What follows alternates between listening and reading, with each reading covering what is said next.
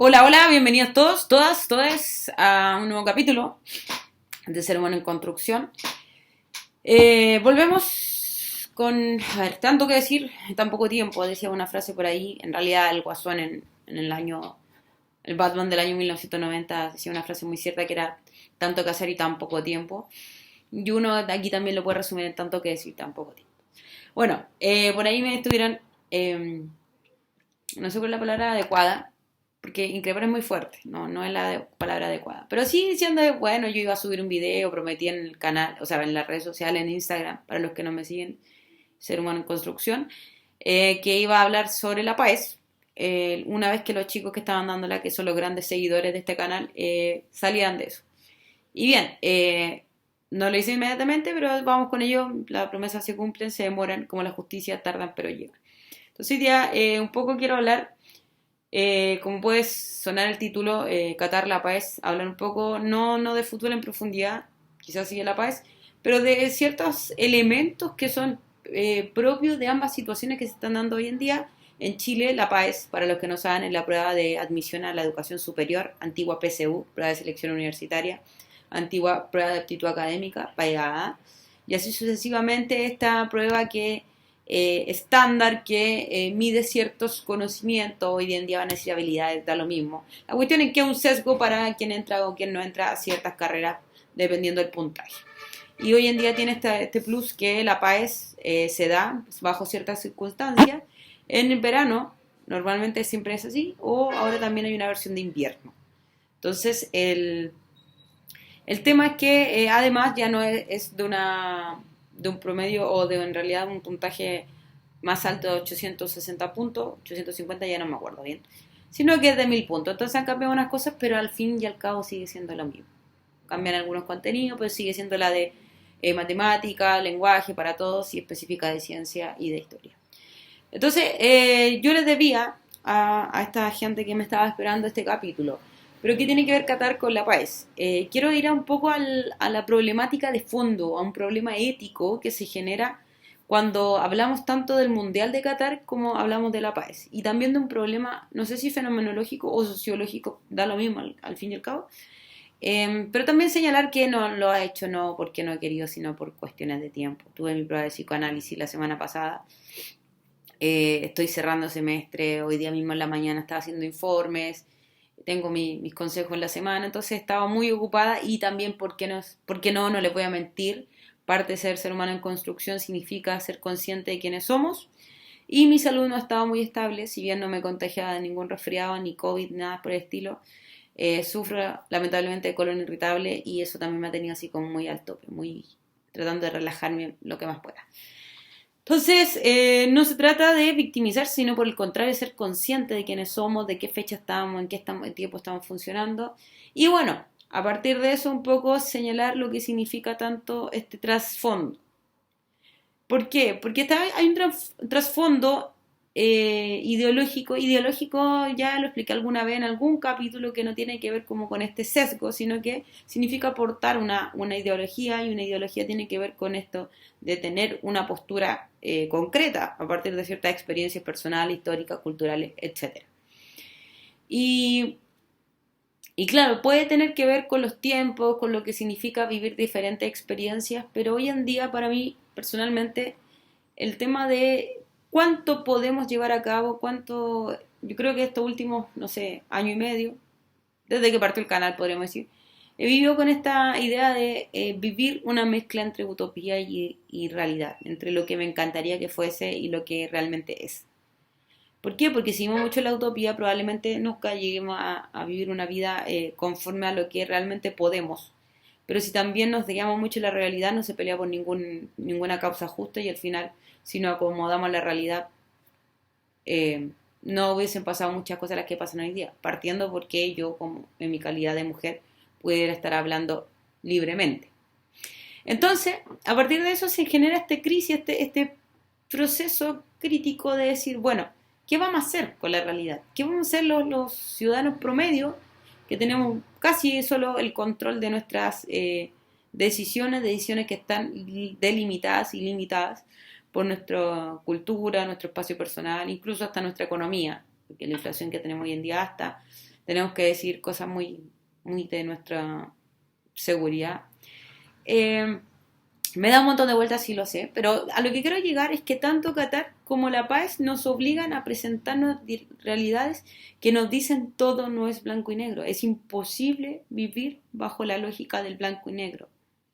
Cuando uno es joven y se cría y se forma bajo un contexto cultural muy conservador, conservador en cualquier sentido de la palabra, moralista, educacional, etcétera, uno crece con la idea de que o todo es blanco o todo es negro, o todo es bueno o todo es malo, casi en una dinámica kantiana del deber, tengo que hacerlo porque es mi obligación. Y bajo esas obligaciones vienen ciertas culpas, que es un tema que a mí me interesa mucho. Pero, no obstante, en la medida que uno va creciendo, y esto no es que uno se vuelva más amarillo, no es que uno sea más malo, sino que va entendiendo el mundo cómo funciona. No funciona todo con una situación de blanco y negro. Me encantaría hacer las cosas bien siempre, en el concepto ideal, platónico, cristiano, kantiano, etcétera, de bien, pero hay ciertas circunstancias donde uno tiene que jugar con la realidad y siempre velar por el bien. Idealmente un bien común, un bien donde la mayoría seamos afectados de forma positiva. Yo creo que esa es mi meta de vida, funcionar bajo la lógica de hacer el menos daño posible. Entonces, volviendo al tema de Qatar y volviendo al tema de la paz, pensando en que se estaba llevando a cabo el fútbol, el mundial de fútbol y se llevó a cabo la prueba en Chile de la admisión a la educación superior, eh, las dos, los dos temas proporcionan, si tengo así de mal, tengo las uñas mal pintadas, paréntesis. Eh, no alcancé porque si no, no alcanzó a ver el video. Las dos problemáticas plantean, no pediré perdón, parte de mi personalidad, saltar de un lado a otro, nos plantean la gran problemática. ¿Qué hacemos? ¿Criticamos el sistema? ¿Nos encerramos en nosotros mismos? Decimos esto está mal, todo este maldito sistema está mal, como dijera Lisa Simpson. Acomodarnos a las circunstancias, ver el menos mal posible, o simplemente dejarnos llevar por la corriente. ¿A qué voy? Por un lado, la prueba aptitud. Se me cayó el canal, ni perdón. La PAES. Por un lado, la PAES, yo le puedo decir a mis queridos estudiantes de cuarto medio que salieron que les dé un capítulo especial y personalizado, que no somos cifras, que no somos números, que ustedes son más que el resultado, que está más allá de eso, que está más allá del bien y el mal, que son personas, dignidad, etcétera, etcétera. Y que es cierto, no miento, las personas tienen una dignidad propia. ¿De dónde viene? Ahí de cada uno depende la reflexión. Pero ustedes, mis queridos estudiantes, mis queridos alumnos, y digo alumnos porque hago clase en un colegio solamente de hombres, pero también alumnes, para todos los que me escuchan, tienen su dignidad. Obviamente que les vaya bien o mal en la paz no significa que se les acaba el mundo, es cierto. El ser humano en construcción significa que una de las tantas cosas que hacemos en la vida es esta prueba. Es tomar la decisión de qué vamos a hacer a futuro, a qué nos vamos a dedicar. No necesariamente a qué vamos a estudiar, sino a qué vamos a dedicarnos. Pero tampoco podemos pensar utópicamente que, claro, vamos a movernos bajo esa lógica de la dignidad y no vamos a hacer nada por la vida. Porque la sola dignidad, lamentablemente, no nos hace vivir. Entonces, en esa medida, yo espero que les haya ido bien. No significa que uno los va a querer más o menos o van a ser mejores o peores, sino que les vaya bien en la medida de lo que necesitaban para alcanzar sus proyectos. Y que esos proyectos ojalá vayan en virtud de su felicidad, pero también del bien común. ¿Por qué? Porque uno se da cuenta que, claro, la felicidad no hace, o sea, perdón, la plata no hace la felicidad, es cierto, pero vivimos en un sistema económico. Entonces no digo que hagan plata a cualquier costo, no se trata de eso, lamentablemente vivimos en una cultura así. Pero tampoco se trata de vivir en la utopía que si no tengo contactos voy a hacer lo que quiera, voy a ser un artista, porque en Chile la vida no funciona así, a menos que tengan los contactos para irse. ¿A qué quiero ir con esto? Que la paz no va a marcar su vida en el sentido de que deban morir o deban dejar todo porque les fue mal, ni tampoco que son entes superiores y están por sobre lo demás y les fue bien, simplemente es una experiencia dentro de toda su larga vida. Quizás van a entrar a estudiar algo que después lo van a dejar, quizás van a cambiar de carrera, quizás va a marcar su vida para toda la vida y esto que van a hacer se van a dedicar a esto por siempre. Yo no lo sé, no tengo una bolita de cristal. Pero sí lo que les quiero decir es que no marca su dignidad humana, pero tampoco significa que vamos a vivir bajo la lógica del mínimo esfuerzo total. No soy un número, no tengo por qué verse el tema, ojalá si me va mal me importa un raba. No, también se trata de buscar el equilibrio en lo que hacemos. Y eso por otro lado, ¿qué tiene que ver con Qatar? Hasta ahora lo que he dicho no tiene nada que ver con Qatar. Tiene que ver con esta dinámica de ¿dónde está puesta mi atención? ¿Qué es lo que quiero yo de la vida? Mucha gente me dice, ¿cómo ves? Primero, la lógica del fútbol, que siempre le he explicado. ¿Qué tiene de entretenido 11 contra 11 buscando una esfera y poniéndola en un arco de metal? Cada que la pelota entra al arco, yo siempre digo, qué absurdo, qué cosa más absurda, y gritar y emocionarse, y gente que se ha muerto, y qué absurdo es el fútbol, y qué absurdo son los deportes en general. Pero siempre he pensado que este absurdo le da un cierto valor, un cierto sabor, una cierta sazón a la vida. Ahora, podemos ver en la utopía lo que decía, de sí, es un deporte que es sano, que nos alimenta el alma, que nos forma identidad, que nuestro país, que nuestro equipo, que es fiel hasta la muerte, que yo soy de la U, digan lo que digan, que me da lo mismo que no tenga estadio, etcétera, etcétera. Es utópico y es muy bonito. Pero tampoco debemos cegarnos a la realidad. Y es que como todo deporte que implica, y toda cosa que implica marketing, implica comercio, implica plata, va a estar, si miro para allá porque estoy viendo el partido de Brasil-Corea por si acaso, a propósito, va a estar mediado por los negocios. Entonces, pero obviamente hay casas de apuestas, obviamente hay cosas malas, obviamente hubo destrucción, murió gente, sí, fue un mundial nefasto como se hizo, y el mundial es nefasto, Qatar es nefasto. Pero no voy a decir que no me gusta el fútbol y lo voy a dejar de ver. Ojalá tuviera a lo mejor otro tipo de manera de vivir y no me gustara.